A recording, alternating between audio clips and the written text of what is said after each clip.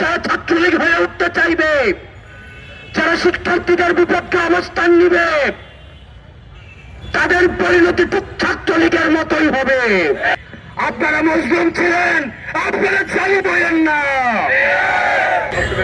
একটা ব্যানার ধরতেও 6টা মানুষের প্রয়োজন হয়। গত 16 বছর দেখেছি এই ব্যানার ধরার জন্য 6টা মানুষ খুঁজে পাওয়া যায় নাই। আজকে আপনাদের ব্যানারের পিছনে শত শত মানুষ এসে দাঁড়ায়। এই মানুষগুলো সেদিন গত 16টা বছর ছাত্রলীগের পিছনে এসে দাঁড়িয়েছে। এই 16 বছরের দিকে তাকান। আমরা ফেসিবাদের বিরুদ্ধে আপনাদের লড়াই এবং সংগ্রামকে আমরা সবসময় সম্মান জানাই। একই সাথে সাথে আপনাদেরকে মনে করিয়ে দিতে চাই, এই বাংলাদেশে আবার যারা ছাত্রলীগ হয়ে উঠতে চাইবে, যারা শিক্ষার্থীদের বিপক্ষে অবস্থান নিবে, তাদের পরিণতি ঠিক ছাত্রলীগের মতোই হবে। সুতরাং আপনারা শিক্ষার্থীদের বিরুদ্ধে অবস্থান নিয়েন না। গত 16 বছরের আপনাদের নির্যাতন নিপীড়নের কথা ভুলে যায়েন না। আপনারা যদি মনে করে থাকেন এই চাপাতির রাজনীতি, এই হকিস্টিকের রাজনীতি, এই ছাত্রলীগের রাজনীতি আবার আপনারা ক্যাম্পাসে আবার আপনারা রিস্টোর করবেন, তাহলে ছাত্রলীগ গেছে যে পথে আপনারাও যাবেন সে পথে। প্রিয় সহযোদ্ধা, এই গণতন্ত্র উত্তরণের এই যে লড়াই, এই লড়াই আমাদের সমন্বিত লড়াই।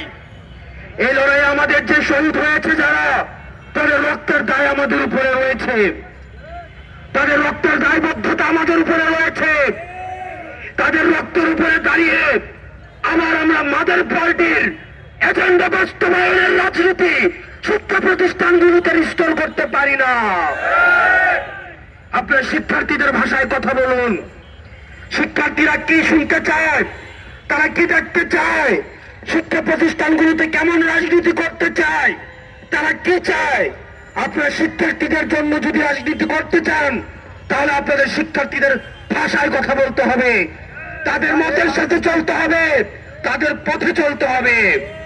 কিন্তু আপনারা যদি আবার ক্যারিয়ার পলিটিক্স করতে চান, আবার ছাত্রলীগ করতে চান, হল দখল করতে চান, সিট বাণিজ্য করতে চান, চাঁদাবাজি করতে চান, টেন্ডারবাজি করতে চান, আপনার পরিণত হবে সাদ্দামের মতো, আপনাদের পরিণত হবে আনারের মতো।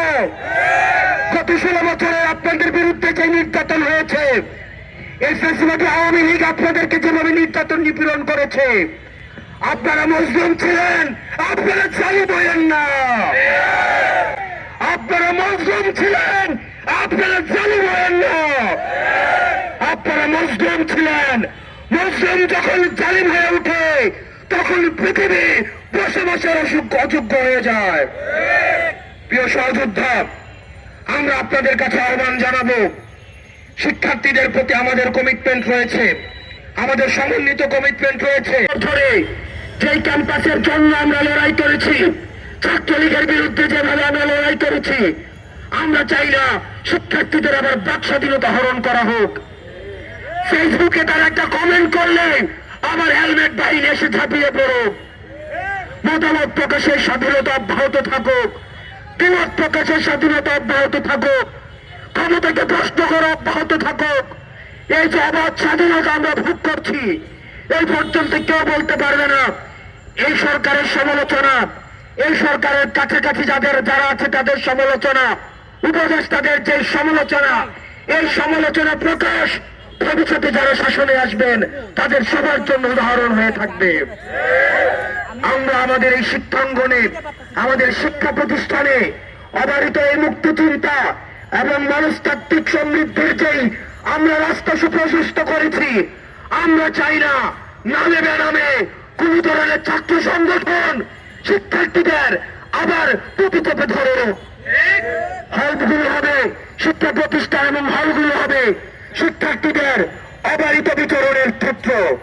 শিক্ষার্থীদেরকে বাধ্য করা হবে, শিক্ষার্থীদেরকে জোর করা হবে, গ্যাসরুম গণরম এই টেন্ডারবাজি চাঁদাবাজি আবার রিস্টোর করা হবে।